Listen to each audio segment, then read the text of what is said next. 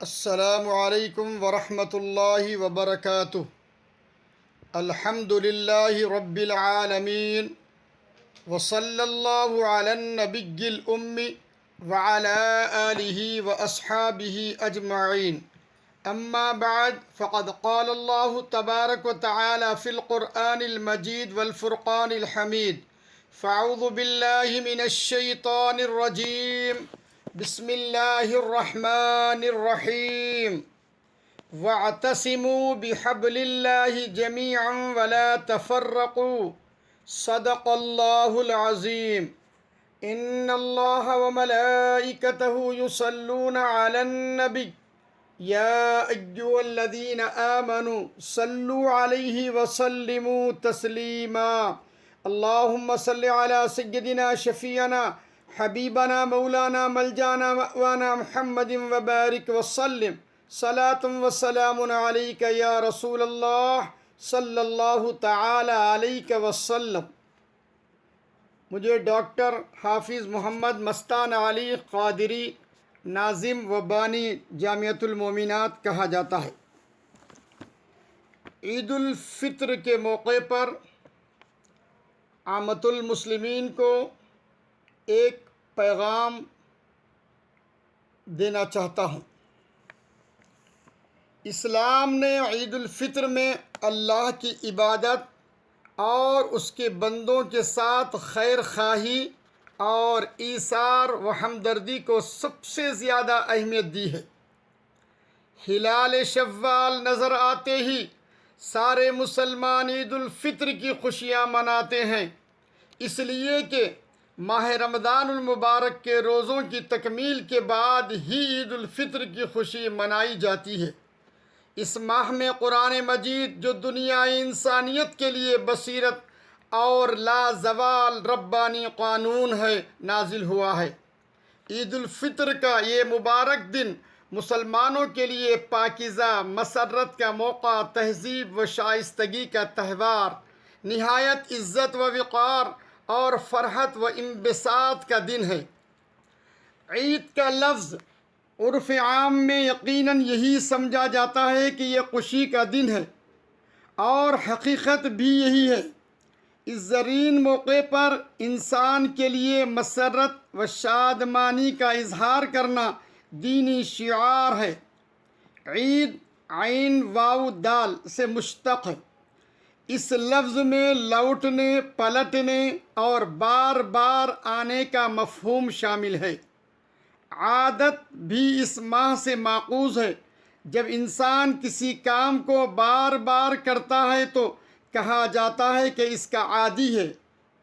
عید کو عید اس وجہ سے کہتے ہیں کہ یہ دن نئی نئی خوشیوں کے ساتھ ہر سال لوٹ کر آتی ہے۔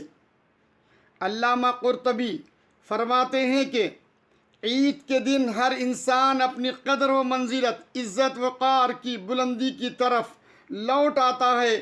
اس دن کچھ لوگ مہمان ہوتے تو کچھ میزبان، کچھ رحم کرتے ہیں تو کچھ رحم کیے جاتے ہیں۔ عید اصل میں اتحاد و اجتماعات کا نقیب اور احتساب کا داعی ہے۔ عید کا زرین موقع پر مختلف محلوں کے مسلمان عیدگاہ میں جمع ہوتے ہیں، امام کی اقتداء میں نماز عید ادا کرتے ہیں۔ موجودہ دور میں ہندوستان میں کرونا وائرس لاک ڈاؤن کی وجہ سے حکومت نے عیدگاہوں اور مساجد میں جمع ہو کر نماز پڑھنے کو امتناع عائد کیا ہے، تو اس کا لحاظ کرنا بھی ہم مسلمانوں کا اہم ترین ذمہ داریوں میں سے ایک ذمہ داری ہے۔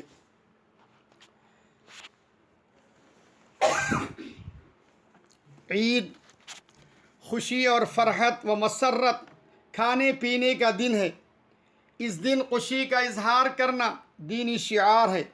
عید الفطر میں حضرت سیدنا عمر رضی اللہ تعالیٰ عنہ نے ایک مرتبہ عید کے دن اپنے فرزند کو پرانی قمیض پہنے دیکھا تو رو پڑے۔ شہزادے نے عرض کیا، پیارے ابا جان، آپ کس لیے رو رہے ہیں؟ آپ نے فرمایا بیٹے مجھے اندیشہ ہے کہ آج عید کا دن ہے، جب لڑکے تمہیں اس پھٹے پرانے قمیص میں دیکھیں تو تمہارا دل ٹوٹ جائے گا۔ اللہ اکبر! بزرگان ملت اسلامیہ ذرا غور کرو، فرزند نے جواب دیا، بابا دل اس کا ٹوٹے گا جو رضائے الہی کو نہ پا سکا، جس نے ماں باپ کی نافرمانی کی ہو، اور مجھے امید ہے کہ آپ کی رضامندی کے طفیل اللہ تعالی مجھ سے بھی راضی ہوگا۔ یہ سن کر حضرت عمر رضی اللہ تعالیٰ عنہ خلیفۃ المسلمین رو پڑے، بیٹے کو گلے لگایا اور اس کے لیے دعائیں دی۔ حضرت سیدنا غوث اعظم دستگیر رضی اللہ تعالیٰ عنہ کی شان اعلیٰ و اکمل ہونے کے باوجود آپ کی سادگی کا یہ حال تھا کہ آپ فرماتے ہیں کہ لوگ کہہ رہے ہیں کہ کل عید ہے اور سب کچھ ہے، لیکن میں تو جس دن اس دنیا سے ایمان محفوظ لے کر گیا، میرے لیے تو وہی دن عید کا دن ہوگا۔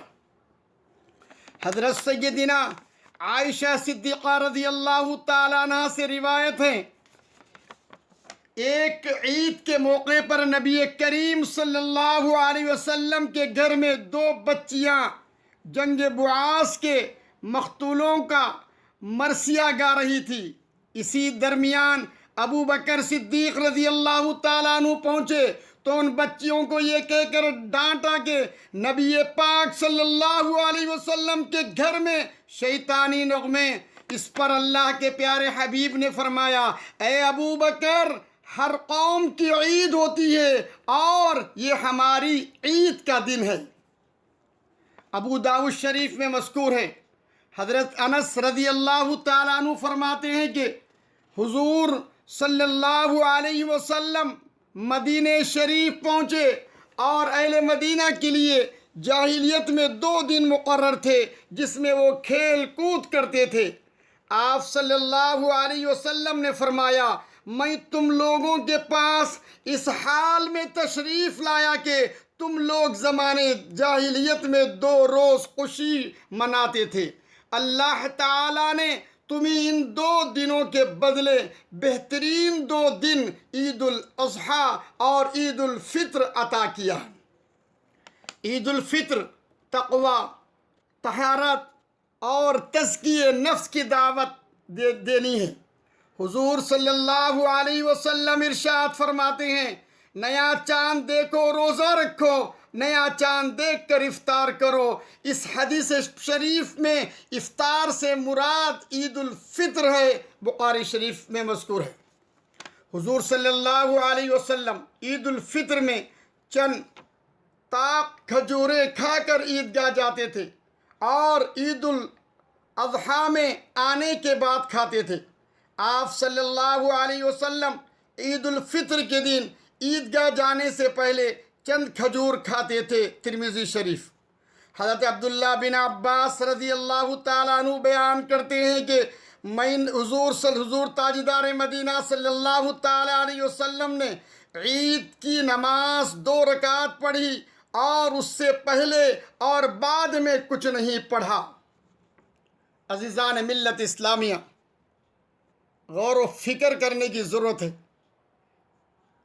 بہرکیف عید الفطر بہت ہی بڑی اہمیت کی حامل عید ہے۔ اس موقع پر مسلمانوں کو چاہیے کہ وہ ضرور خوشی منائیں، لیکن ہر خوشی میں رب کی رضا ضروری ہے۔ عید کے دن مسلمانوں کا کوئی عمل ایسا نہ ہو جو کتاب و سنت کے مخالف، بلکہ ہمارا ہر عمل قرآن و حدیث کی روشنی میں ہونا چاہیے تاکہ عید الفطر میں رضائے خداوندی و رضائے مصطفی حاصل ہو جائے۔ بہرکیف حالات حاضرہ کے پیش نظر تمام علماء بلکہ جامعۃ المومنات کے سارے خواتین عالمات، مفتیات اور علماء، مشائقین سب نے متفق طور پر یہ فیصلہ کیا کہ حالات حاضرہ کے پیش نظر اس مرتبہ عید سادگی سے منانا چاہیے۔ اس کا خیال ہم اور آپ کو ضرور رکھنا چاہیے، اور عید کے موقع پر گھروں میں عید کی نماز نہ پڑھیں، نماز نہیں ہوگی، بلکہ 2 رکعت شکرانہ کے طور پر گھر میں تنہا نماز پڑھیں، یہ تمہارے لیے بہت بڑی فضیلت وارد ہوتی ہے۔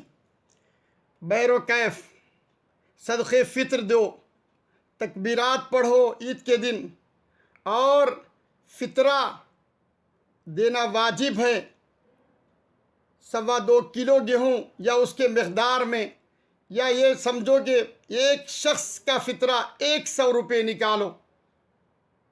اللہ سے دعا ہے پروردگار ہم سب کو عمل کی توفیق عطا فرما، برحمتک یا ارحم الراحمین، والحمد للہ رب العالمین۔ مع السلام ورحمۃ اللہ وبرکاتہ۔ ثواب کی غرض سے